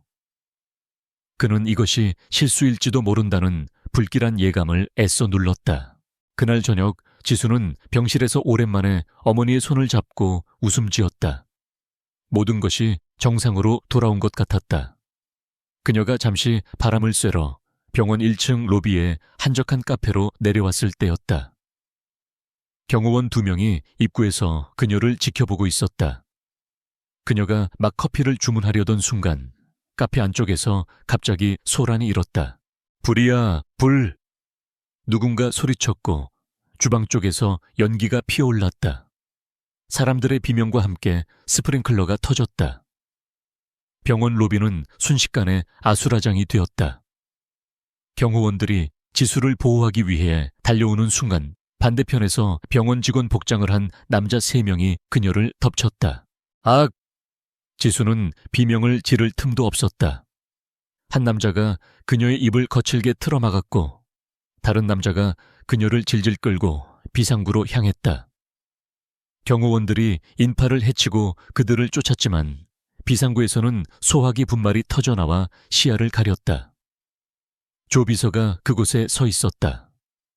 그는 지수의 얼굴에 에테르가 묻은 천을 덮어 씌웠다. 회장님의 명령이다. 지수의 의식이 어둠 속으로 가라앉았다. 강태준은 펜트하우스에서 검찰의 압수수색 속보를 지켜보고 있었다. 완벽한 승리였다.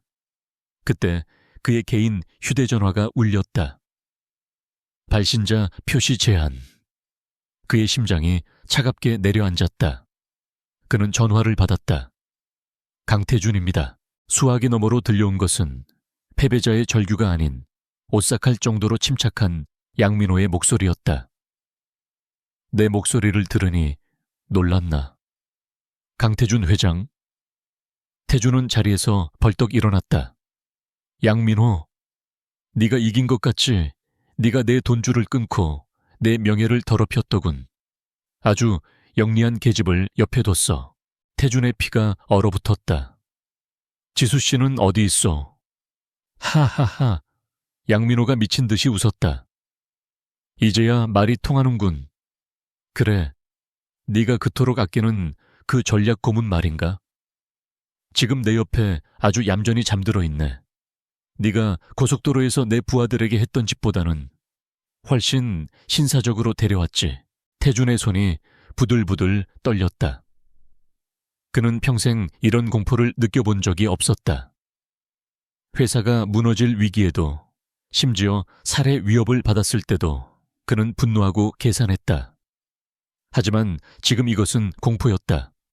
그의 세계 전부가 무너져 내리는 듯한 차갑고 마비되는 두려움이었다. 원하는 게 뭐여? 전부. 양민호의 목소리가 단호해졌다. 네가 가진 이노베이트 다이나믹스 주식 전부, 네 아버지에게서 물려받은 그 마지막 유산 말이야. 내일 정오까지 내 모든 것을 포기한다는 각서와 함께 인천 창고로 혼자 가져와. 물론 경찰에 알리거나 딴짓을 하면 수화기 너머로 찰칵 하는 소리와 함께 지수의 고통스러운 신음소리가 들렸다. 준씨.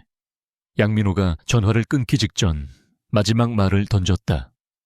이 계집의 목숨값으로는 꽤 합리적인 거래 아닌가? 내일 보지. 젊은 왕이시여. 전화가 끊겼다. 펜트하우스에는 정막이 흘렀다. TV에서는 여전히 태성그룹의 몰락을 떠들고 있었다. 하지만 강태준에게는 아무것도 들리지 않았다. 그는 승리했다. 그리고 모든 것을 잃었다. 그의 완벽했던 방역의 중심, 그의 차가운 심장을 처음으로 뛰게 만들었던 그 여자가 이제 그의 손에 달린 목숨이 되어 적의 소나귀에 떨어졌다. 강태준은 전화를 끊었다. 펜트하우스의 완벽한 고요함이 그의 고막을 찢을 듯이 울렸다. TV 화면에서는 여전히 승리를 자축하는 목소리, 태성그룹의 역사적인 몰락을 분석하는 전문가들의 흥분된 목소리가 흘러나오고 있었다. 그는 모든 것을 얻었다. 그리고 모든 것을 잃었다. 그의 심장이 차갑게 내려앉으며 난생 처음 느껴보는 마비와도 같은 공포에 휩싸였다. 한지수. 그 이름이 그의 모든 계산과 전략을 무의미하게 만들었다. 그는 잠시 동안 그 자리에 얼어붙어 있었다. 하지만 그것은 절망의 시간이 아니었다.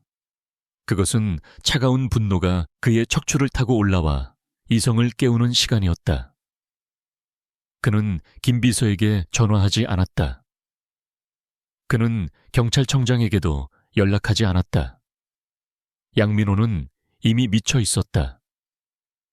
그를 자극하는 것은 곧 지수의 죽음을 의미했다. 태주는 책상 서랍 가장 깊은 곳, 누구도 존재를 알지 못하는 검은색 위성 전화를 꺼냈다.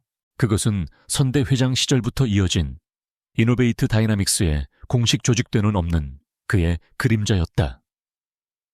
전직 특수부대원들로 구성된 오직 강태준 개인에게만 충성하는 비공식 안보팀. 나다. 신호음이 한 번 울리자마자 그가 말했다. 그의 목소리에는 모든 감정이 제거되어 있었다. 작전 개시다. 코드명 망령. 목표는 인천 창고. 인질 구출이 최우선이다. 그는 지도를 펼쳤다. 양민호는 내가 혼자 오라고 했소. 그는 정문을 지켜보겠지. 하지만 그 창고는 10년 전에 우리가 샅샅이 뒤졌던 곳이다. 지하 배수로와 폐쇄된 환기구 루트, 전부 내 머릿속에 있어. 그는 팀 리더에게 명령을 하달했다. 정고 12시 정각. 내가 정문으로 들어서는 순간 너희는 유령처럼 침투한다. 이것은 전쟁이다. 한편 한지수는 곰팡이 냄새와 먼지가 뒤섞인 차가운 공기 속에서 눈을 떴다. 머리가 깨질 듯 아팠고 손과 발은 거친 밧줄에 단단히 묶여 낡은 철제 의자에 고정되어 있었다. 그녀가 있는 곳은 거대하고 텅 빈 창고의 2층 난간이었다. 저 멀리 창문으로 들어오는 희미한 빛 아래 양민호가 서 있었다. 그는 완전히 다른 사람처럼 보였다.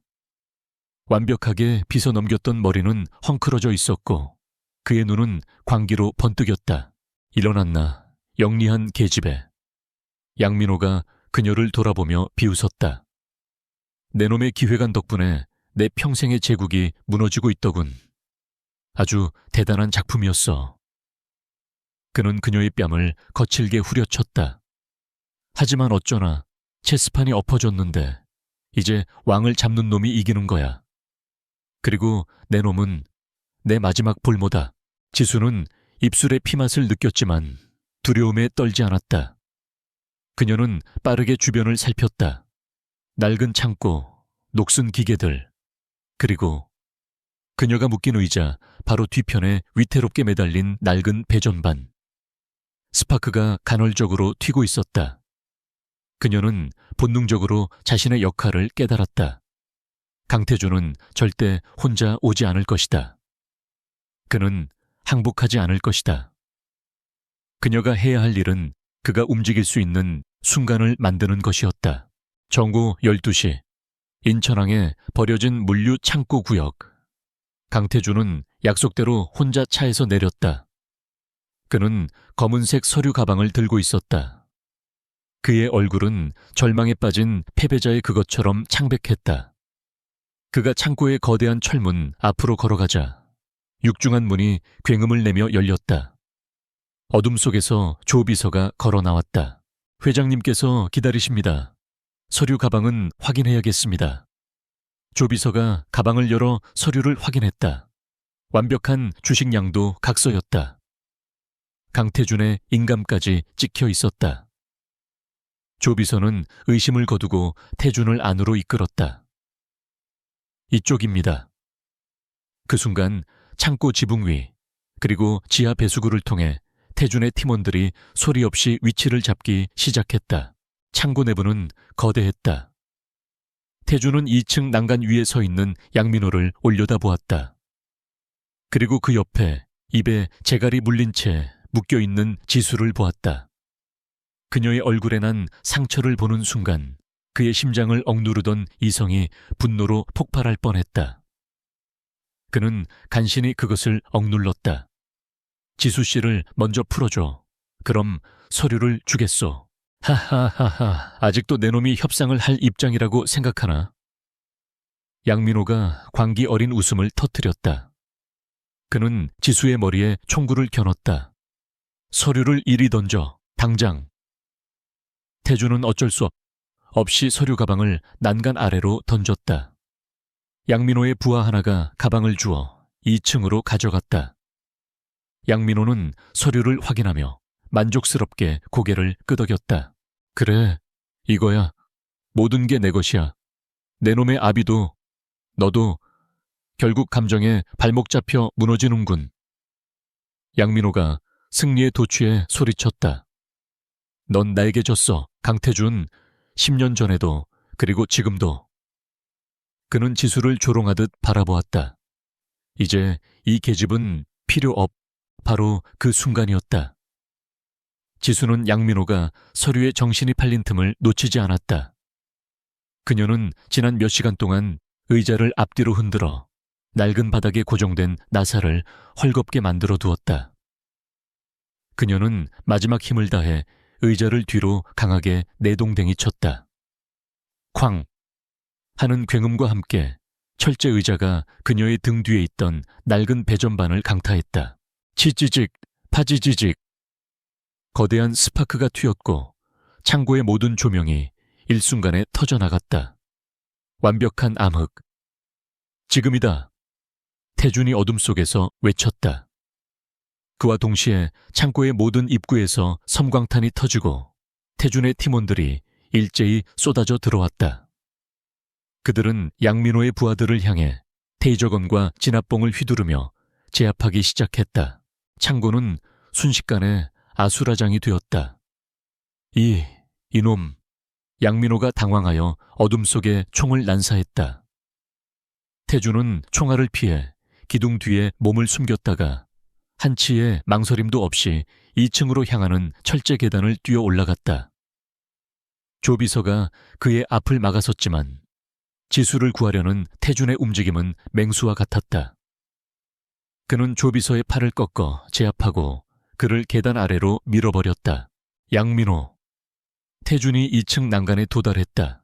양민호는 비상등의 붉은빛 속에서 지수를 인질로 잡고 뒷걸음질 치고 있었다.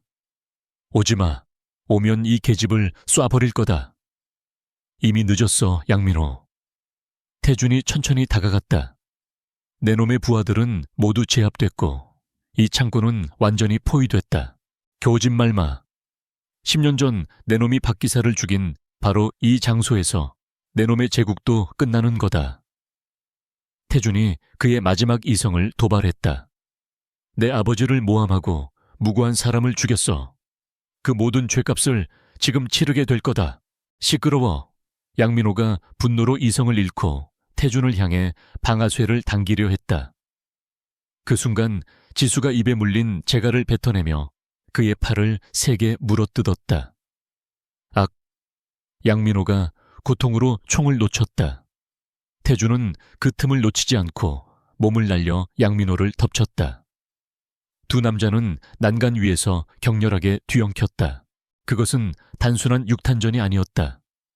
10년 묵은 원한과 복수의 충돌이었다. 태준은 양민호의 주먹을 피하며 그의 복부에 강한 일격을 날렸다. 양민호가 비틀거리며 난간에 부딪혔다. 내 놈의 탐욕이 내 놈 자신을 파멸시킨 거다.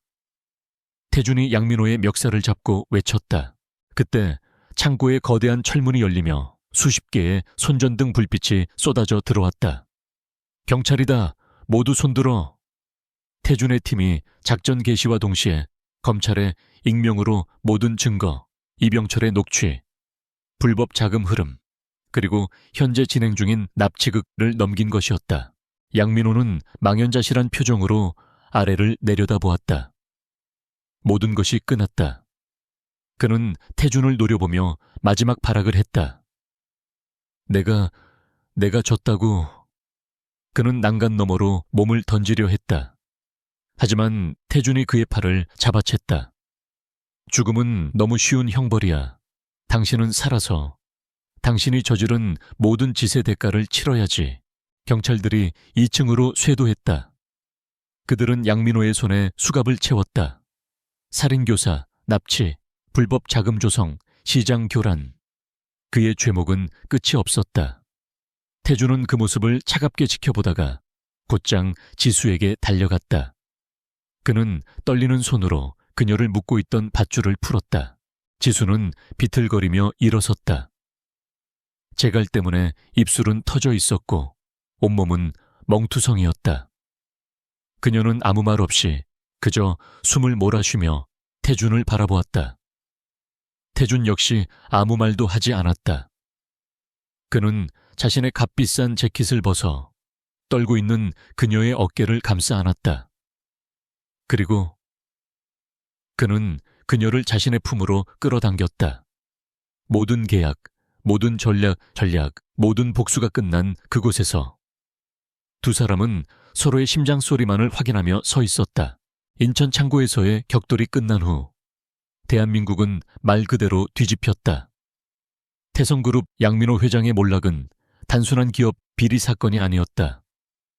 10년 전 선대 회장 모함 사건의 진실, 박 기사 살인 교사 혐의, 그리고 현직 CEO의 약혼녀를 납치한 극적인 범죄까지 모든 것이 한꺼번에 터져 나왔다. 이노베이트 다이나믹스의 주가는 연일 상한가를 기록하며 안정을 되찾았다. 강태준은 아버지의 누명을 벗겼을 뿐만 아니라 적대적 세력을 완벽하게 제거하며 자신의 경영 능력을 시장에 증명해 보였다. 그는 다시 얼음의 왕좌에 올랐지만 그 어느 때보다 견고하고 강력해 보였다. 언론의 스포트라이트는 강태준뿐만 아니라 이 모든 방역의 중심에 있었던 미스터리한 약혼녀 한지수에게도 쏟아졌다. 그녀가 단순한 방패막이가 아닌 이 거대한 체스판을 뒤흔든 천재적인 전략가였다는 사실이 암암리에 퍼져나갔다. 하지만 양민호가 체포된 그날 이후 한지수는 연기처럼 대중의 시야에서 사라졌다. 일주일이 흘렀다. 모든 폭풍이 잦아든 펜트하우스는 숨막히는 고요함에 잠겨 있었다. 전쟁 본부 같았던 강태준의 서재는 다시 원래의 모습을 찾았고 화이트보드에 가득했던 작전 계획들은 모두 지워졌다. 그곳엔 이제 어색한 침묵만이 감돌았다. 한지수는 모든 상처가 아물었다. 납치되었을 때 입었던 상처들은 옅은 흉터만 남긴 채 사라졌다.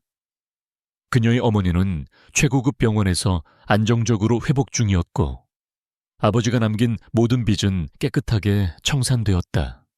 그녀는 이 펜트하우스에 처음 들어왔을 때와 마찬가지로 작은 여행 가방 하나만을 챙긴 채 거실에 서 있었다.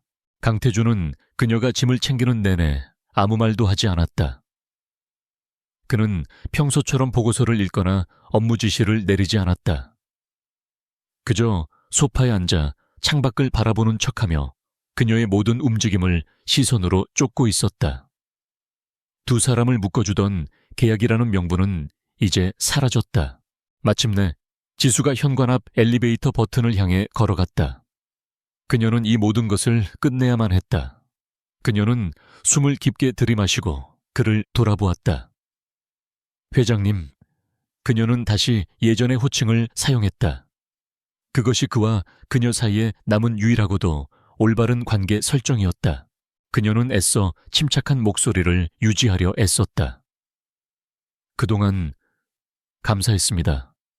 약속하신 대가는 제게 과분할 정도였습니다. 어머니도 무사하시고 모든 빚도 해결됐습니다. 계약은 오늘부로 완벽하게 이행된 것 같습니다. 그녀는 90도로 허리를 숙여 인사했다. 이것이 마지막이었다. 그녀가 다시 몸을 돌려 엘리베이터 버튼을 누르려던 순간 태준의 낮고 잠긴 목소리가 그녀를 붙잡았다. 가지 마시오. 그 목소리에는 명령이 아닌 절박함이 묻어 있었다. 지수는 그 자리에 얼어붙은 듯 멈춰 섰다. 태준이 천천히 그녀에게 다가왔다. 그는 완벽한 슈트를 입고 있었지만 더 이상 차가운 얼음 가면을 쓰고 있지 않았다. 그의 눈은 지난 몇 주간의 격렬한 감정들로 인해 혼란스럽게 흔들리고 있었다. 그래, 계약은 끝났소. 당신의 임무는 완벽했지. 양민호는 무너졌고 내 오랜 문제는 해결됐소. 그는 그녀의 바로 앞에서 멈춰 섰다. 지수는 그의 뜨거운 시선을 감당하기 어려워 고개를 숙였다. 하지만 당신이 이 문을 나서는 순간 난 이전보다 훨씬 더 큰 문제에 부딪히게 되어. 지수는 혼란스러운 눈으로 그를 올려다보았다. 무슨 말씀이신지. 이제 모든 위험은 내 심장. 태준이 그녀의 말을 끊었다. 그의 목소리는 거의 속삭임에 가까웠다. 그게 문제요. 당신이 완전히 고장 내버렸어. 그는 스스로도 믿을 수 없다는 듯 쓴웃음을 지었다. 처음 편의점에서 당신을 봤을 때 난 당신의 강인함을 샀다고 생각했소. 하지만 그건 착각이었지. 그는 계속해서 말했다.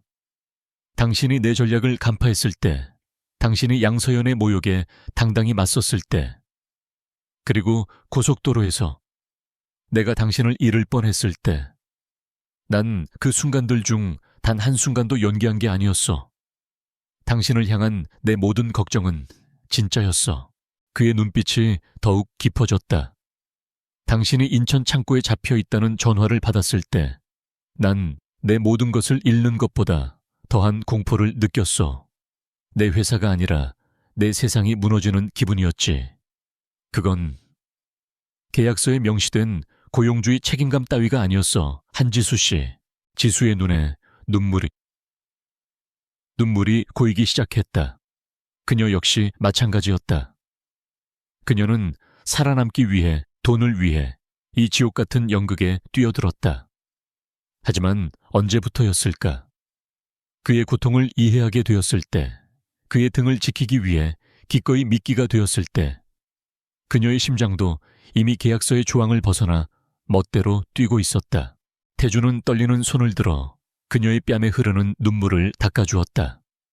난 당신을 방패로 고용했소. 하지만 이젠 당신이라는 방패 없이는 단 하루도 버틸 수 없게 됐어. 그의 손이 그녀의 손을 부드럽게 감쌌다. 이건 또 다른 계약 제안이 아니오. 지난번처럼 당신의 절박함을 이용하는 비겁한 짓도 아니야. 그는 그녀의 눈을 정면으로 바라보았다. 그 차가운 왕의 눈에는 오직 한 여자만이 담겨 있었다. 한지수 씨, 내 진짜 옆자리를 맡아주시오. 이번엔 계약서가 아니라 당신의 마음이 허락한다면. 지수는 그가 내민 손을 바라보았다. 이 손은 그녀를 위험한 상류 사회로 이끌었지만 동시에 그녀를 모든 절망의 구렁텅이에서 구원해 주었다. 그녀는 돈 때문에 시작된 관계가 진실이 될 수 있음을 깨달았다. 그녀는 고개를 들어 눈물 사이로 환하게 웃었다. 그녀는 그의 손을 마주 잡았다. 아마 안 될 것 같아요, 태준 씨.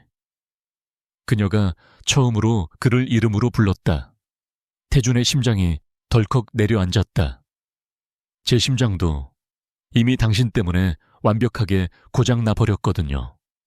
더 이상 계약 없이는 당신을 책임질 수밖에 없겠네요. 태준은 그제야 숨을 내쉴 수 있었다. 그는 그녀의 대답을, 그녀의 재치 있는 수락을 음미했다. 그는 천천히 그녀를 끌어안았다. 모든 거짓 연기가 끝나고 모든 가면이 벗겨진 순간이었다. 그의 입술이 그녀의 입술에 닿았다. 그것은 계산되거나 강요된 것이 아닌 진실이 닿는 첫 번째 순간이었다.